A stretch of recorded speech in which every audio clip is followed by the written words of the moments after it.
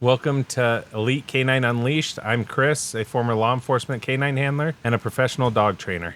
And I am Rachel, business strategist and the one behind all things business and marketing here at Idaho Elite K-9 Training and Boarding Suites. Together, we're pulling back the curtain on what it really takes to raise, train, and live with dogs at the highest level. And we'll share the stories, lessons, and laughs on what it takes to build a business, a family, and a life centered around dogs. Whether you're a dog owner, trainer, or handler, or just somebody who loves dogs, you're in the right place. Welcome to Elite K-9 Unleashed.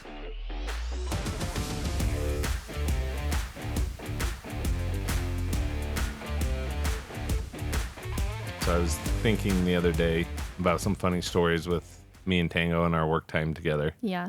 And I trained a lot. I was a FTO, so just field training officer. So, there was years that I would sit in the passenger seat and train people that were coming through. And I had Tango during that time. And I always kept the slide on, they have a kennel in the back, but we have a slide that we can either shut so they can't get into the front. But I always left Tango's open because he was great about not coming up in the front if I wasn't in there or ever trying to jump up there. And that way I could always interact with him throughout the shift. He'd stick his head up and I could pet him and love on him. And then he got to know a lot of the people that I was training, so he'd get to meet all of them. And some of them were a little nervous at first, but they warmed up to him pretty quick. Really, especially when he pops his head up there for some loves. So, but he in our ticket system, we'd always print like 2 tickets off. That way we had the ticket number and all that for reports, that kind of stuff. So, and we would always, it happened with multiple FTOs or people I was training. They would print their second ticket off and they would set it like on the center console. And then we'd go back up and deal with the driver, give them their citation, whatever we're doing. And, I always knew, after the first couple times it happened, I knew it would happen. They'd set it there on the center console.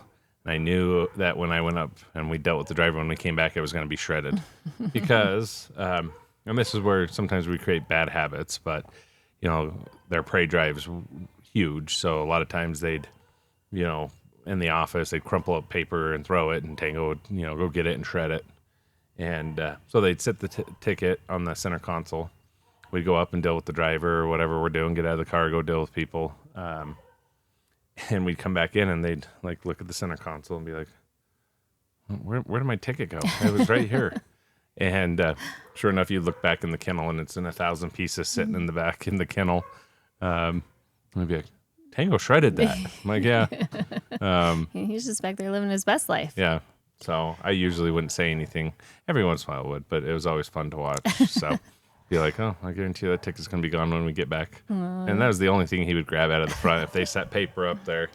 And he would stay nice and calm until we got out of the car. And then he would, I'm sure, reach up there and grab the paper and take it back. And shred it. So just a funny story I was thinking about with him. Yeah, no, I love it that you shared that with me. That's hilarious. And I think it goes hand in hand with what we're going to be talking about today, the Canine handler bond, which I know is something very near and dear to your heart. So welcome back, everyone. Thank you for joining us for episode 13 of Elite K-9 Unleashed. And we're gonna jump into some things about the canine handler and dog and canine bond. I know you probably have so many memories of your time with Tango, and you guys were very close and spent a lot of time on the street patrolling together. So do you remember the moment that you realized Tango was much more than just a partner to you, but was actually more truly like family? When we first get them, right, it takes time to build a relationship. So at first you're half terrified of the dog because it's a bite dog,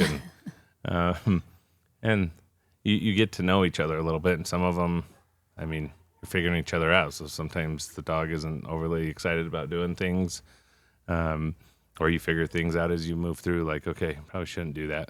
And then obviously as time goes on, we build that bond. We work, if there's issues, we work through the issues. But once you spend that amount of time, I mean, we worked together every day, and it was a close relationship, even, when we were there at the K-9 school.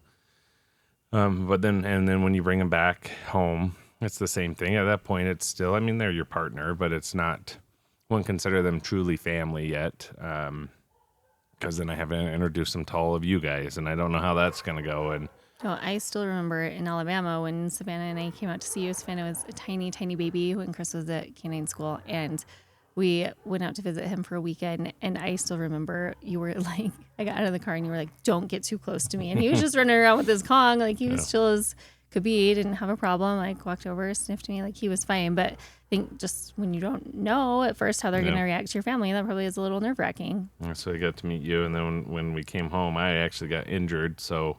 When I came home, I was on crutches and had to have surgery, and which made things even more difficult It was because a little rough for a little bit. the introductions were not necessarily what I wanted them to be to start with, because I just didn't have the ability to do it and have control of him.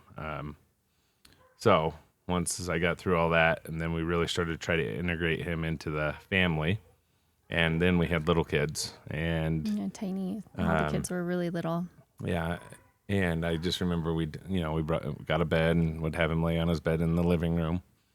And I just remember as the kids would crawl around, and I was good about making sure they stayed off of him. And but they would like just walk or crawl around, and he would just kind of look at him, like his ears would perk up, like, is that a toy? Is that what is that? So it took a while. Like we were really cautious. I'd say probably the first 2 years he was inside, he had a muzzle on, always. Yeah, yep. He never, ever once tried to be mean to the kids, tried to bite one of our kids, anything like that.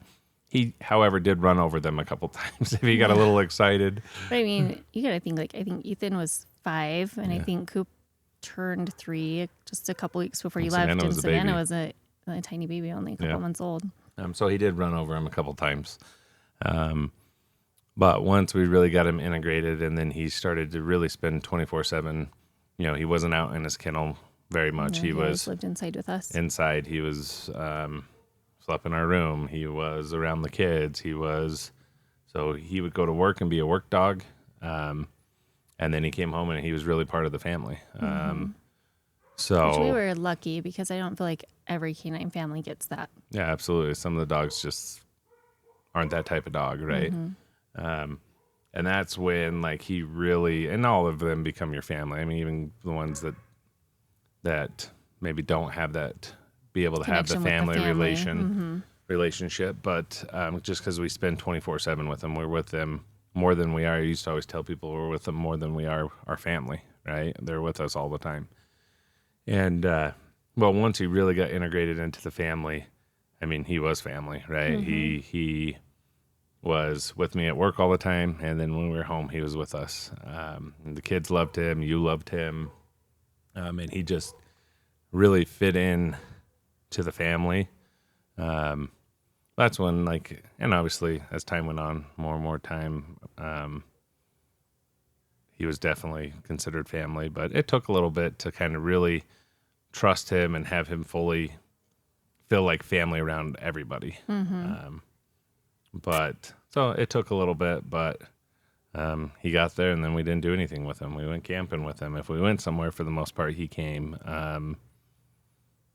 Pretty much anything we did, aside from, if we're going to run around for the day or whatever, he might go out to his kennel. So that's kind of, I don't necessarily have a set time. I feel like it just kind of Evolved over time after you guys got home. Yep. Yeah. How would you describe, well, maybe I won't ask that one. This question is, how would you describe the trust you've built with your dog both on and off duty? But don't you feel like we kind of just touched on that? Touch on it. Yeah. Okay. How would you describe the trust that you built with Tango both on and off duty, and what did that process look like?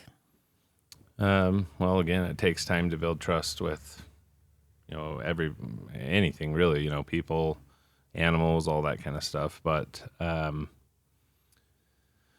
as far as work went, like, we got to the point where we really get to know each other. Like I would always tell people, like, I can look at him and see what he's thinking. And I'm sure he could do the same for me. Look and be like, I'm pretty sure I know what's going on. to the extent that he could. But that trust over time, like I knew if I had sent him in somewhere, I felt confident that, if we didn't get a bark alert or we didn't get this or that, like I felt confident, hey, there's probably nobody in here. Obviously, we still treat it like there could be, because he could be wrong. But being able to have that trust and get to know each other to the point that, like, I felt confident if I search something, I'm confident there's not drugs here. Because we really do build that trust and bond. I trusted him to protect me, right? Right. If it was just me and him and we're in the middle of nowhere because we're in the county, I felt pretty confident that he, if I needed help, he would help me. And so you really do build that trust. We lean on each other. Sometimes you're out in the middle of nowhere and it's like, I'm going to go walk around here by myself. Nah, I'm going to take Tango with me too. Yeah. Right. Yeah. And you just have that extra backup with you that is willing to help you. And so you really do build, that trust together that, like, we've got each other's back and we'll work together. And then the home piece, very much so too, right? Like we, obviously he's in our house. I have to trust him with you guys. And he had to earn that trust, right? It took him a long time to get to the point where he could earn that trust. The trust to be inside with us, the trust to be around the kids, the trust to be part of the family and not have to worry too much about what was going on or that he's running around in the backyard with the kids or so I think there is a huge trust component that goes into this, and it takes time to get there, but he earned it, and both ways. Like, he has to be able to trust me too, and that just takes time. But I do think two different kinds of trust. The trust in the job, and then the trust of being at home, being around everybody, and being around family, and so. Yeah, I absolutely agree with that, and I think. I still remember someone, they were working on a school project or a report or something, and I think it was about canines, and they texted you and they were like, what, if you could describe it in one word or one sentence, what would it be? And I think you described it as like unconditional and all encompassing. Like you guys you spend more time as a handler with your canine than you even spend with your spouse because they go to work with you and then they come home with you, especially if they are living in the home with the family, right? And so I do think you guys really do, between all the training you do, the amount of time you spend together, get to know and understand each other on a much deeper level than you maybe would with just a traditional like pet dog in the family. Absolutely. When you think about your bond with Tango, is there a specific story that you think of when you think about your relationship with him? Not necessarily a specific story. There's lots of things over our time together that comes to mind. Funny things, stressful things. Even because we tell people, like, yes, he's part of the family, he's this, but he's also a tool, right? Mm-hmm. And if I have to pick between him going in and getting hurt or one of us, obviously I'm going to pick him. That's his job, and so when I think kind of back, there's not necessarily one specific thing, but there's just kind of a whole career of things that were fun, things that were stressful, things and for him and for us, right? And just the time and experience and training and everything we got to do together. So yeah, yep, is. Did lots and lots and lots of things together for sure. In high pressure situations, how important do you feel like a handler's connection with their canine is? Hugely important. I think not only the control piece, right, but that goes into that relationship, right? So being able to understand how each other works or understanding how to control the dog, even with him understanding what I want from him. Like if I if I need you to go do this, directing him and know that he's like, okay, yep, I know what I'm doing. So it's huge to have that amazing, that huge relationship with them and confidence in them and trust with them, to the point where I could just kind of read what he was going to do. I knew if he understood what I was asking him. So, but yeah, it affects your day to day everything, all the work that you do together. So it's very important. And even more so when you guys are under pressure in a stressful situation. Yep. Yeah, that's the time we need him to perform, right? That's the time that it's like, hey, all of our training stuff like this has led up to this. Like I really need you to perform right now. And with stressful situations, everybody's stressed, and the dog knows that. The dog can feel that something's different. So just being able to have that relationship, have that working relationship, have the training, have the control, have the stuff that you need to be able to make it happen when you need to. Mm-hmm. Do you feel canines kind of mirror the emotions or personalities of their handlers? Yeah, we say that this is a big joke that, especially with law enforcement, but yes. And I feel like you see this with people dogs too, like just regular civilian dogs. But, I was always fairly laid back. And I feel like Tango, for the most part, was fairly laid back, pretty easygoing. Unless he didn't need to be, right? And then he knew. And then we have other handlers, and their dogs match them perfectly, right? I've heard you say that so many times over the years. We have, we had one handler that's a little rough around the edges as far as meeting people. Really, he's not once you get to know him, but he can be, or maybe come across like that. And his dog could be a handful too. We have another one that is like an adventure junkie. He just goes and does everything. And his dog cannot sit still for a second, right? He just wants to go, go, go, go. So I absolutely think that they kind of match personalities a little bit, and they feed off you. But yeah, I sometimes you can see a dog and be like, yeah, I know how that handler is, right? Because they kind of mirror each other. Yeah. So yeah.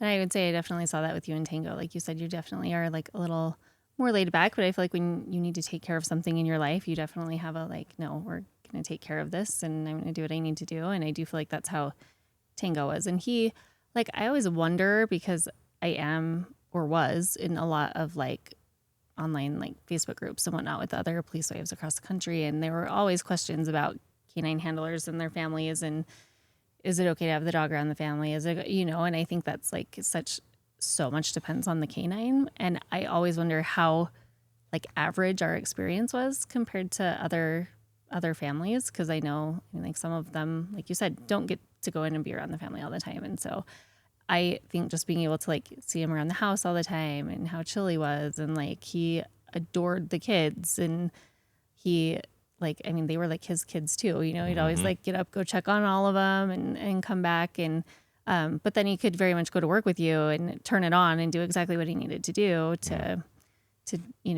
look for dope or do what he needed to do to apprehend someone but other than that, like he was pretty chill all the time. And so I feel like he was very balanced and that was really great for our family and where we were at in life because the kids were so little and I'm super grateful that we were able to have that. But I 100% feel like you guys personality for personality matched really perfectly as a canine handler team. And I don't think that that's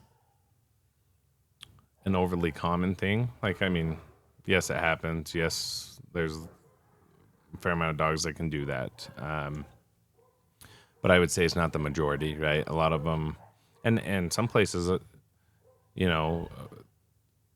work just bite dogs, right? Or patrol dogs. I'm not saying they can't do that too, but there's some dogs that just don't have that, and there's a fair amount of them that can't have that relationship, can't have. It's them and the handler, and so I would say we're not. It's not impossible. We're not the only ones that had that, but I would not say that's the majority of canine handlers.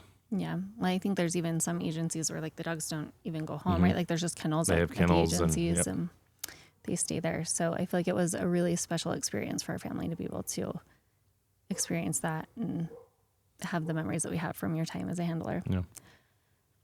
How does spending 24/7, do you feel like with a canine, change the relationship from like what your average pet dog would be? Like you've had pet dogs and then you've had a working canine. Do you think the fact that you spend 24/7 with them changes that? Do you think that's the biggest piece, or just that you have to build the trust to also be able to work on the street together as Yeah, well? I think the working piece is a big piece of that too. The amount of time and energy you put into each other, amount of training we do, but also that 24/7. Like normally, your pet dog, you go to work, your dog stays, and not everybody. Some people have jobs they can take their dogs, but that's not overly common. So I think that piece, being able to be together pretty much 24/7, and the amount of time and energy that you put in training and pretty much doing everything together, definitely kind of sets it apart from just like a regular dog. Not that you don't love your regular dog, not that you can't have a great relationship with your regular dog, but I think few get to experience what like a canine handler gets to experience, right? It's just a different, I would say it's a different level. And if you haven't done it, you don't really fully understand it, I think. Yeah.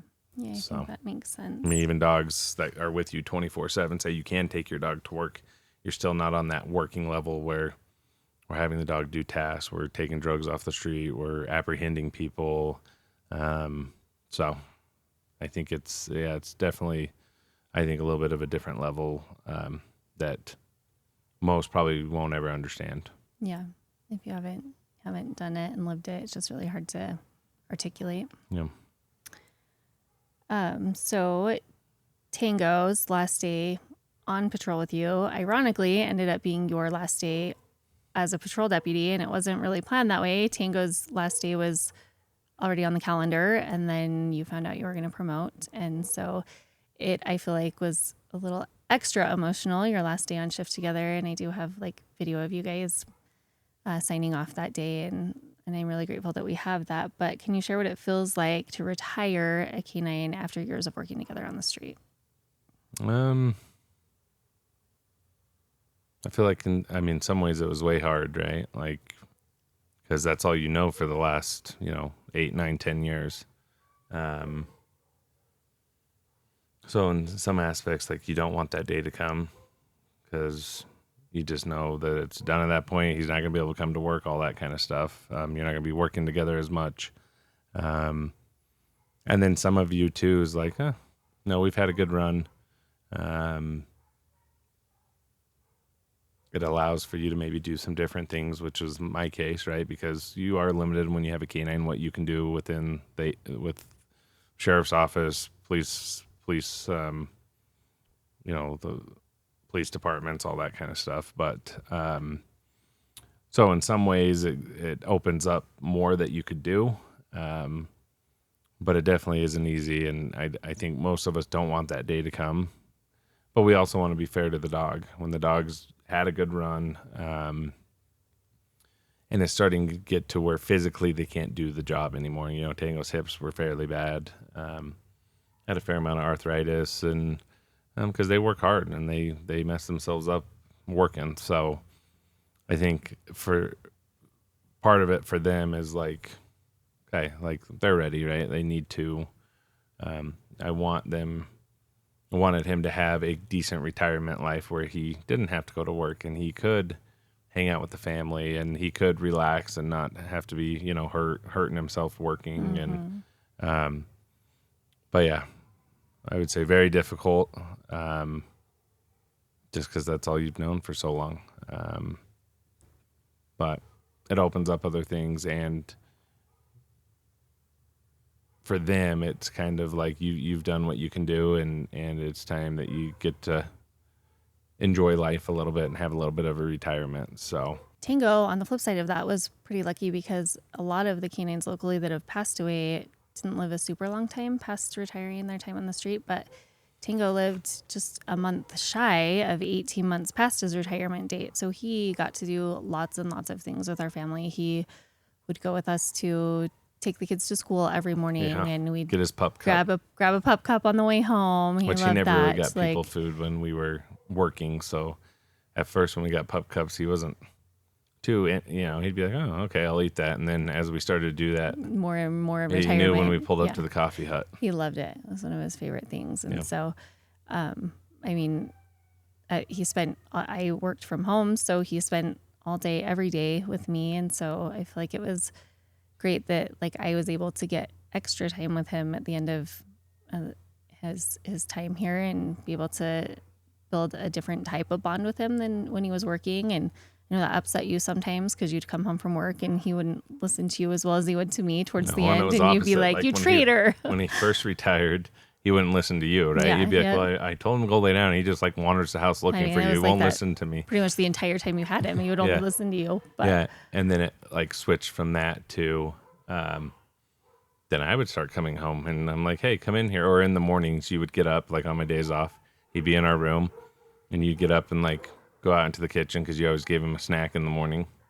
And he'd get up and leave the room. Like he wouldn't usually leave my side at all. And I'd be like, hey, where are you going? And he'd be out there. I'd call him, take him 5 minutes to come back in. So yeah, I kind of saw both sides of that, right? Like transferred to now he wants to hang out with you and not me as much. So, but it was neat. Like I'm not positive, but I think he was probably one of the longest living retired canines for our office. Because a lot of them don't live way long after, because I feel like they kind of lose their purpose. And if they're not inside with the family or not able to still have relationships and not that the handlers still don't get off work and play with them and spend time with them on their days off, but they're not going with you. And that's really hard on them. Really hard on them. So, but yeah, he had a good retirement. So he did. Went on lots of kayaking trips. Yeah, he loved kayaking. All sorts of adventures. So he'd sit on the kayak and then swim a little bit and sun himself, and he has his goggles. Yes. And so he had a good time. He did. He loved it. And we made lots of good memories those 17 months he was home. So how did it feel to know that if needed, you knew Tango would put his life on the line for you? If you sent him, even knowing you might not come back, that he would do that and fulfill that duty? Well, in some ways it makes you sad, right? It's like, well, I don't want anything to happen to him.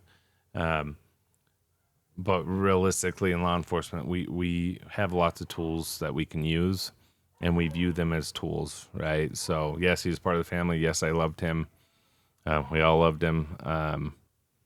But part of his job was being a tool and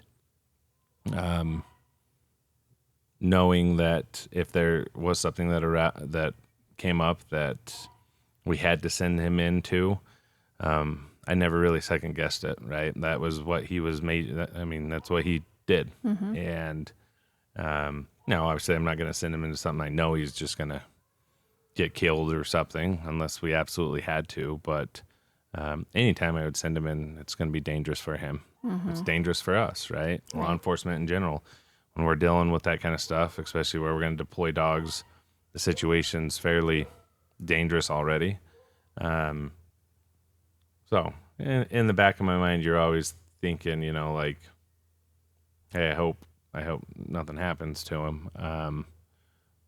But also some respect that, because they don't think like us. Some respect that, hey, I know, like, it could be a crazy dangerous situation, and to him, it's just another day. I send him in there, and he's going to go do what he knows, what he's supposed to do.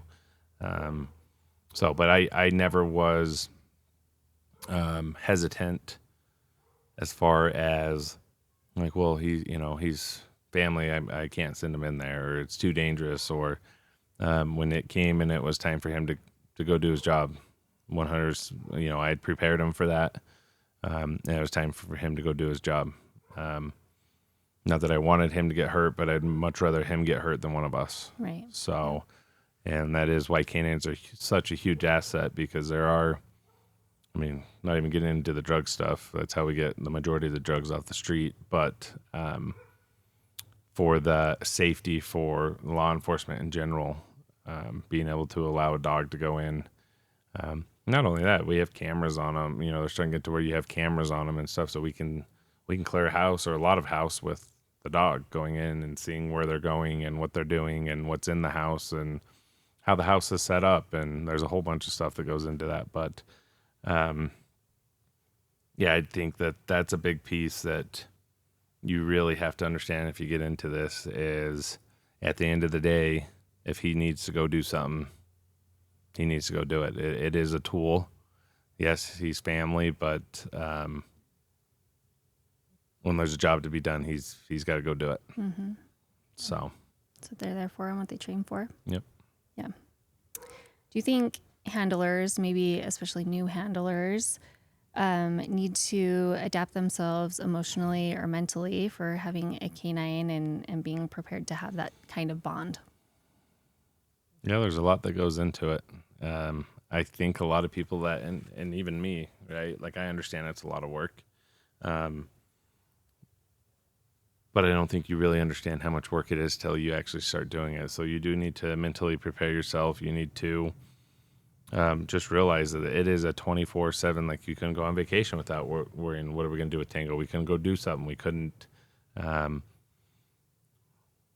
the amount of training, you know, you work a 12-hour shift, 15-hour shift, and you sleep for 4 hours, and next day's K-9 training day, and you get up and go to training. And that is consistent weekly training for the entire time you have the dog, the amount of paperwork that goes into having a dog.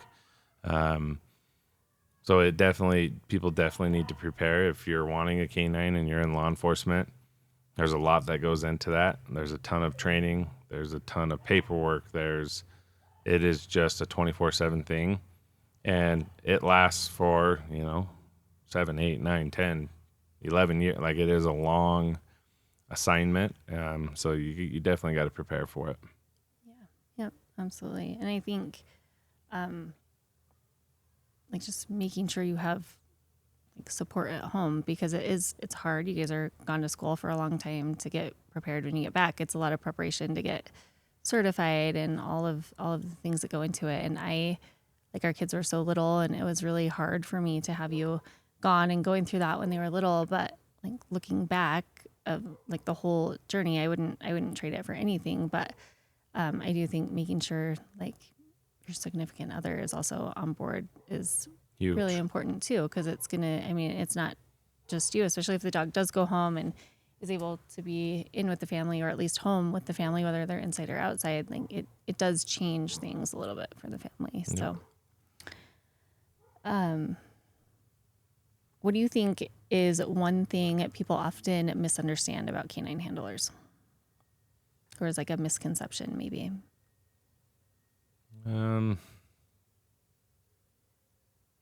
Maybe K9 and K9 handlers that we can do anything, right?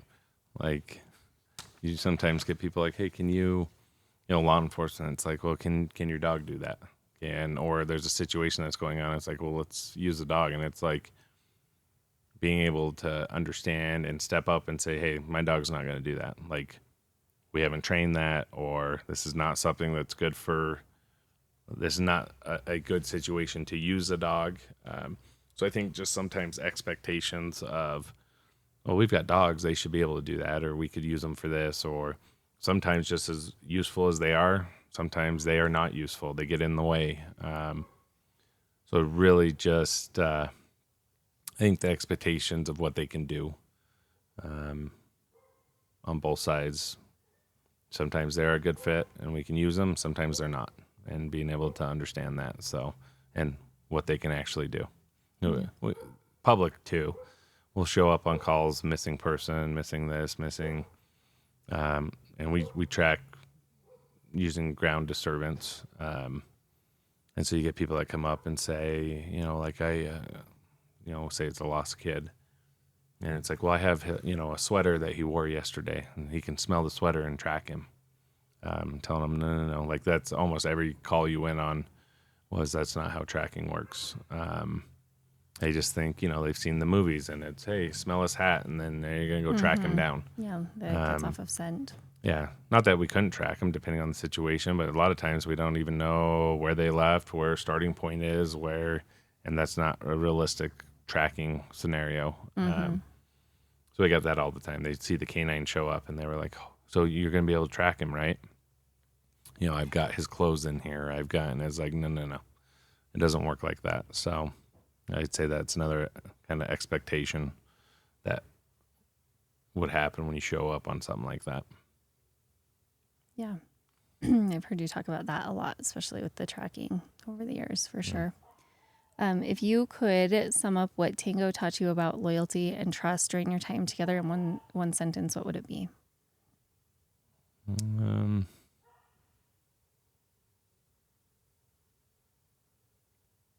Probably just unconditional trust and loyalty, maybe. They just 100%, you guys are just 100% connected, and trust each other, work together. I don't know if that's good. Probably just unconditional, maybe trust. So, what advice would you give to new canine handlers about building the start that over. What advice would you give to new canine handlers about building a strong connection with their canine? Put the time in. You get some people that you see become canine handlers that I don't think understand the depth of the training and time and stuff that it's going to take. So put the time in. Not all your training is going to happen on shift. Like, you should be training with the dog on your days off. You should be working with the dog. You should be working on obedience, like the training's never done. And you see a lot of people that kind of get into it and it's like, well, I train for my 8 hours during the week and then that's it. If you really want to excel with a canine, you need to be working the dog every day. You need to be doing things at home on your time off. You need to be spending time with the dog. So if you want to get to where you guys really succeed, you need to put the time and effort in. Yeah, it's a huge commitment and a lot of work, but it's very rewarding when they're able to be committed to what they need to do. Do you have some favorite stories from your time on the street with Tango that you want to share with us? I have lots of stories. I have funny stories. I have his apprehension stories were really good. Let's see. Probably some funny stories. Let's talk about some funny stuff. We, like I said, I trained lots of people. I was an FTO, field training officer, so I always had people with me that we'd be training. And at night, we'd try to stop out places and let the dog take a break. And I had one of my trainees with me, and I have him kind of get to know the dog a little bit. So I'd have him be throwing the toy with the dog, and I had walked away to do something, and I had the trainee just throwing the toy, and then Tango would bring it back, and I'd have him, use his out command. He was pretty good. He knew if we were playing, he'd bring it back and drop it. I had him throwing his Kong, but he would come back with intensity. I mean, you'd throw it, and he'd come back 100 miles an hour, right? And so the trainee got nervous, thought he was going to come eat him because I wasn't there anymore, and he didn't see me. And we use a certain command for our down, and all the trainee could remember is Olaf, off of Frozen. Off of Frozen. Who's that? The snowman? Yeah. Snowman's name or whatever. It is the snowman. And that's, I guess, kind of close to what we use for a down. I mean, it's not that, but that's all that come to mind, right? And so he's yelling at him, Olaf, trying to get him to lay down because he was afraid he was coming back to eat him. And then, of course, I get back over there, and he's like, I thought he was going to eat me. I was telling him to down. I was telling him Olaf, and I'm like, That's not our down command, but he knew it, but he was just trying to get, he couldn't remember it and was just trying to get as close as he could. What are some other funny stories? The tickets, we talked about that. I would bring him into meetings and stuff like, because he was just awesome, right? So I'd bring him in and place him in the corner, have him down. And this is also the bad habit with paper, because people would crumple up paper and throw it, and then he would go shred it. So I brought him into, I think it was an FTO meeting, and we had one of our lieutenants in there, and he had stood up, and he'd gone through all his notes or whatever, and he started crumpling a piece of paper to throw it away. Yeah. And Tango saw that, and about as soon as he started crumpling, I looked over at Tango because I was like, "Oh, that's bad." And here, Tango, 100 miles an hour towards him, and we're in a fairly small room. And all I could do is yell at him, drop the paper, because they don't care if your fingers are in the way. Like if he wants what you have, he's going to try to get it. And so he dropped the paper. I was able to stop Tango too, but we were all laughing, and a lot of, even in the law enforcement, a lot of the people are nervous around them, right? Because they're bite dogs, right? So, let's see what else. Tango was always really good about not pottying in the car, being able to hold it. But there's sometimes, right, we're on an incident, I shut him in the car. I mean, our AC and stuff's running. But I might be on a SWAT call for 12 hours, and he's got to sit in the car. Maybe he didn't have a break before then. Usually if I was going to do some kind of SWAT call and I was able to, as I was suiting up, I'd usually let him out and let him have a good break before we... Just because you didn't know how long it might be before you could get out again. But I remember, and this was more, the only time he ever went to the bathroom in the car, he was sick, like had diarrhea or whatever. I remember this one time, I was coming back to the car, I can't remember what we were on, and I could see, like outside the back driver's side doors where our kennel was, I could see like a puddle of something. Aww. And I was like, what's that? And then as I get closer, I can see green running out of the door and puddling under the car, and he had destroyed his kennel. Poor buddy. He definitely was sick. He'd thrown up and had diarrhea, and I had a trainer with me then too, or a trainee, and then I was like, oh, it's gonna be real rough for a little bit, but we got to get in and we got to get him to. Obviously, I let him out, have a break, but it was everywhere in his kennel. Aww. So we took him back to the. We have like a hangar that we had, or a big building. So took him there, gave him a bath, tried to spray out the car the best you could and wipe out the kennels. They're not always the easiest to clean. They have mats in them, but and then the car smelled like dog poop for I don't know, a week or two. Even though, I mean, you try to do your best, but it's been in there. It's been in your car. It's saturated, smell wise. So that was kind of funny and not funny at the same time. I look back and laugh at it now, especially because we're driving over there. And I can't remember what trainee I had with me, but they had their head out the window and they're dry heaving as we're trying to drive back trying to drive back to get it cleaned up. And but yeah, it was pretty bad. Yeah. Let's see. I had, tons of good stories as far as like drug busts and that kind of stuff. He found a ton of drugs. He did an amazing job at that. And he did, his last K-9 conference, he took first place in detection, didn't he? Yeah. So our last conference, that's where like we have Idaho Police K-9 Association puts on big conferences every year.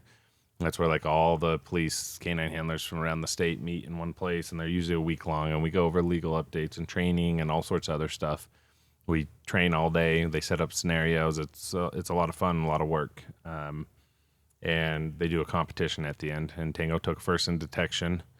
He rocked it. And 2 years before then, 2 or 3 years before then, he took second in patrol. at a competition. This is up against, anywhere from 30 to 90 dogs, just depends on how many people show up. Yeah. Not all of them. Usually we have 90 or 100 teams that show up, but not all of them are dual purpose. Some are just single purpose. Mm-hmm. So for the detection side, he probably was up against, 60 to 80 dogs would be my guess, and he took first. So awesome. And then patrol would vary because a lot of agencies don't run dual purpose. They'll just have drug dogs or bomb dogs or whatever. And he took second only to an outside. Sometimes when we put these on, we have other states send their handlers too. Mm-hmm. And this was a state that only runs patrol dogs. They're not detection. They're just bite dogs. And so for him to take second and beat those guys out, one of the guys took first from outside the agency, but that's all they do is bite work. Right. It's not a dual purpose dog. So yeah, he did amazing at that. We had one deployment, and I won't get too much into the deployments, but we had one deployment that, it was always funny. You'd get some deployments where we'd just get them out and we'd actually have the dog bark, let them know, like, hey, we really got a dog out here and we're going to send them in there. Mm-hmm. And then you got people, hey, don't send the dog, I'll come out, right? We did have one deployment where he deployed into an attic, and it was a very, very small attic, and got an apprehension. And was up there fighting with the guy, and we kind of had to remove the ceiling to get him down, to get in there and get him down. Why he was still fighting? I mean, we did it quickly, but when you had to put him up there, were you worried? Like, or did you? Was he just like, I'm gonna go? Yeah, I'll go regardless. Oh, I knew he was gonna go up there and get the guy, no problem. I was worried about, because I thought for sure I could fit up there. And I probably could have, but I would have had to take my helmet, my SWAT vest, like I would have had to take some of my SWAT gear off, which isn't really safe. And so I could have got in there if I had to, but we went to plan B really quick. Like, yeah, because I tried to fit up there between my vest and my helmet. It's like, I'm not going to be able to fit up here. Mm-hmm. And so we were able to get him down really quickly the other way. So that was kind of neat to see. Yeah, I remember when that happened. But I mean, I have lots of good stories with him, funny stories. Trying to think, maybe some funny stories at home. The one that comes to mind is Tango was amazingly potty trained, in the car, all that kind of stuff. And every morning, I know where you're going. Every morning he would wake me up, and I'd take him, like he was good about, like, hey, I gotta go out. So I'd take him out, he'd go potty, come back in, go back to sleep. And one morning, Ethan, and I was sleeping, so I didn't know, because I think I had worked late that night. Yeah. And so I was trying, and when I say sleeping in, it was, 6:37 in the morning. It wasn't late. Yeah. And kids were just like getting up, getting ready for school. Yeah. And Ethan kept saying, hey, Dad, do you want me to take Tango out? He's down at the door. Well, and I apparently, if you ask Rachel, I'm not always the best at listening. Selective hearing, I guess. I only remember him saying, hey, do you just want me to take Tango out? And I was like, no, I'll take him out. Like, I appreciate it, but I'll deal with him. And he had said he's down at the door, which was out of character for him. He had probably tried to wake me up, and I had got in late and was still asleep. And I'm like, no, I'll take him out, bud, but thank you. And I think he asked me one more time, like, hey, do you want me to take him out before I go? Yeah, he asked a couple of times. And I was like, no, I'm good. And then he goes into the boys' room, and there was a sound, and I just remember being like, who's throwing up? Yeah, because he had diarrhea that time too. And the kids were like, it's not, no room. One's throwing up. It's Tango. Everybody was like, yep, well, we're going to school. And Ethan was like, I told you, Dad. Yeah, I told you he was down at the door. I'm like, I didn't hear that part, or I would have said, yeah, let him out. But he was not feeling very good that day. I always say these working dogs in general are some of the toughest dogs. They have some of the most sensitive stomachs. Mm-hmm. One little thing, if they get some food or they get something that doesn't settle it, their stomachs are tore up for a week. So, yeah. But yeah, I could go on and on. I have lots of funny stories with him. I got one with my dad. We had taken him camping, and my dad was playing with his toy. And with them, they bring the toy, we have them drop it, and then we throw it or do whatever. Or if we're going to play tug, we have some kind of tug.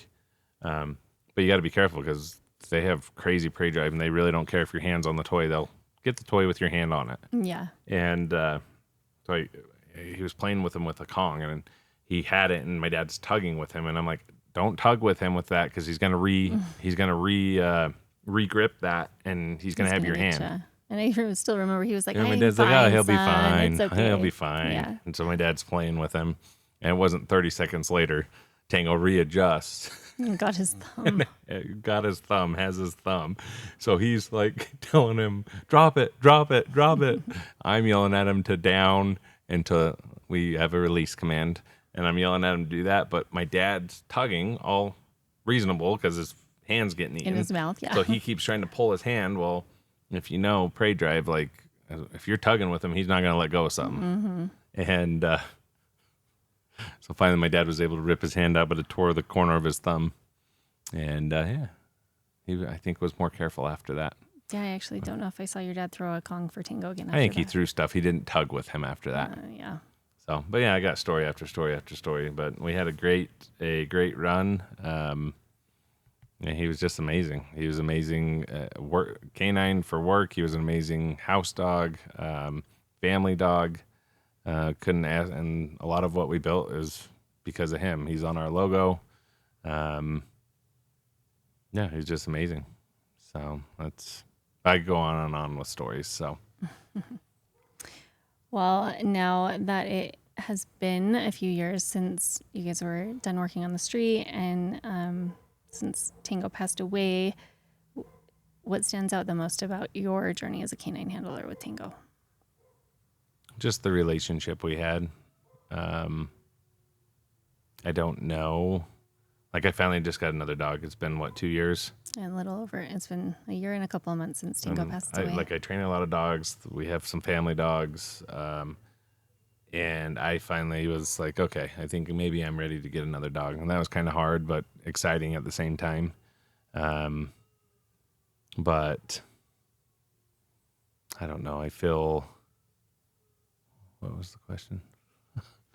When you look back years from now, now that it's been a few years, what stands out the most about your journey as a canine handler with Tango? Okay. So, but I think the biggest things that stand out is just the relationship we had and the amazing time we had, the amazing life that he had. And I often say I don't think I'll ever have another relationship with a dog, just because I'm not doing the canine stuff anymore. I'm not working with him 24/7. He wouldn't be with me. Still going to have some great relationships, but I think everybody can probably relate. Like, you have that one that's like, I'll probably never have anything like that again. But just our relationship. Yeah. Yep. It was very, very special. And I know some of you guys that listen to the podcast have followed us on social media for a long time. And some of you, this may be like your first interaction or hearing us, or you've only heard about us through the podcast. So for those who don't know, Tango passed away on May 17th, 2024, very suddenly. I actually, for about 6 months, had thought he might have a brain tumor or something going on. He just he was getting a lot of ear infections. He kind of get a little bit of swelling, like almost like a bump kind of between his ear and the top of his head. And we'd taken him to the vet a few times. They didn't seem overly concerned about it, but he also was kind of sick to his stomach a little bit more often. He started losing his toys, acting a little different. He was those last couple of months, just not himself. And I came home from school, or he wanted to go with me to take the kids to school that morning. I was in a hurry, and he hadn't had a chance to go potty yet, so I left him with Chris while Chris got ready for work. And when I came back, he was howling at the front door, which was very out of character for him. He did not ever do that. And when I got upstairs, he just kind of seemed like restless, just wanted to be like right where I was, like almost in my lap, which also was not super common for him. And he wouldn't take a treat. He just like very much like, he almost didn't seem like he would settle unless I was physically touching him. And so I called Chris and I was like, hey, something's going on with Tango. You had a lunch break that day. So I actually loaded him up in the car because I was like, I don't know, maybe something's wrong. So we met at the park so that you could look at him and see if I needed to take him in, because he wasn't sick. Like, he wasn't throwing up, didn't have diarrhea, But wasn't he's like, he just wouldn't. extra clingy. Like when Yeah. we were there, he was like right. He kept trying to jump into the front seat in my lap. He was running around. When he ran around, he's still doing good. Other than he was kind of acting like maybe he couldn't see as well as normal. Like he, even when I was throwing his toy and Yeah, ran into the bench, bleachers. yeah. Yeah. Not like a full run out, but as he was kind of trotting around, he's kind of hit his head. So you could tell maybe he wasn't seeing as well, but he was getting old, but he was definitely acting weird. Yeah. So Chris determined he didn't think we needed to take him to the vet right then. By the time we finished eating lunch, he'd settled a little bit. Went to sleep in the back. He did lay down in the back of the car, and went to sleep. And I didn't have way long before I needed to pick kids up from school. So I took him home so he could sleep on his bed and not in the back of the hard car while we did after school sports and whatnot. And when I got back home, one of the kids was like, "Mom, you need to come look at Tango. Something's not right." And he was back in my room, but he wouldn't come out of the room, just kind of standing in the doorway. Which is weird, because usually if he hears us, he was out of there. Yeah, he was right there.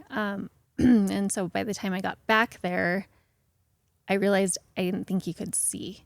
And which is why he didn't come out. He couldn't see. as soon as I felt me touch him, then he finally walked out of the room. I tried to give him a treat, which he wouldn't take. And then just to confirm that he wouldn't see, Tango would catch anything. Like, if you threw something for him to catch with his mouth, he 100% caught it every time. So he was like, well, I'm just going to toss a treat and see if he even sees it. And I threw one, it went right past him. He didn't turn his head. He didn't anything. And at that point I called Chris, who was actually working the K-9 stuff. We were training. Late. Yeah. Oh yeah. At You our were training other at the building. And I said, I think you need to come home right now. He was even, I feel like, more whiny than he was that morning. And I knew something was really wrong at that point. So Chris met me, but you were supposed to go back into work for something for the sheriff's office that night. Yeah, I had come to do a couple of trainings, and then I was going to go in and work all night because we were sitting on a house or something. So we decided I would load Tango in my car. Chris would drive his work truck into work, so he could go to work if he was able to after we were done at the vet. We went into the emergency vet. Tango whined and cried the whole way in there. I remember I actually just reached back and held his paw because he was pretty inconsolable by that point. I'm sure not being able to see was more just like whining, like you could tell he's nervous and probably didn't feel good, and not like he was just like crying, but yeah. No, I mean, he was pretty whiny on the way in that evening. And as soon as we got to the emergency vet, we got him inside. And he had a massive seizure in the lobby. They came out and helped us with that, but he couldn't walk. He lost the ability to walk on his back legs after he had that seizure. And he was completely blinded. Yeah, he lost his eyesight. So they did some things at the vet and determined that they believed he had a brain tumor. They weren't sure where or if it was operable, and told us we could go to some specialty vets several hours from where we were. And at that point, Chris decided that he'd had a good long life and a wonderful career, and he wasn't going to put him through anything like that, especially given where his health was at that moment. Well, at his age, he was, 12? He would have turned 12. Yeah. So with his age and everything like that, he was already blind. He couldn't walk. He was clearly in pain. Didn't want to have to take him clear down to Salt Lake or something and have him, continue to have to deal with all that. So, we just made the decision that I think was best for him. So. Yep. And bless our kids' souls, they all were devastated. I think for Chris, I think for all of us, it was a blessing not to have to see him suffer, but it was Savannah's been on the podcast. A lot of our little girl. She's a very, very avid dog trainer herself, and her and Tango were extra close. All of our kids love Tango. They all were close with him, but she really struggled. They all were very upset, but that little girl, she cried all night the night Tango passed, and it was really hard on our whole family. And say all the time, like we've had lots of dogs, we've had other dogs pass, but I think for our family, our experience as a canine family, it was hard. It was a very special experience for all of us to have Tango. We all loved him very much, and it was definitely harder than losing other dogs that we'd had. And so I am super grateful for the time that Tango spent helping the community, spent as your partner, got to spend with our family, and I think we all really miss him every day. But I love that you were able to come on and share some of your favorite memories and times with Tango and help give some tips to some new handlers. And is there anything else you want to share about being a canine handler or that bond? Or it was a ton of work, but it was amazing. And I just tell people that want to do that, just realize it will be probably the best thing you do. But it's also going to be hard, and there's going to be lots of time that you got to put into it. And if you're not willing to be dedicated, don't do it. Yeah. So. Yep.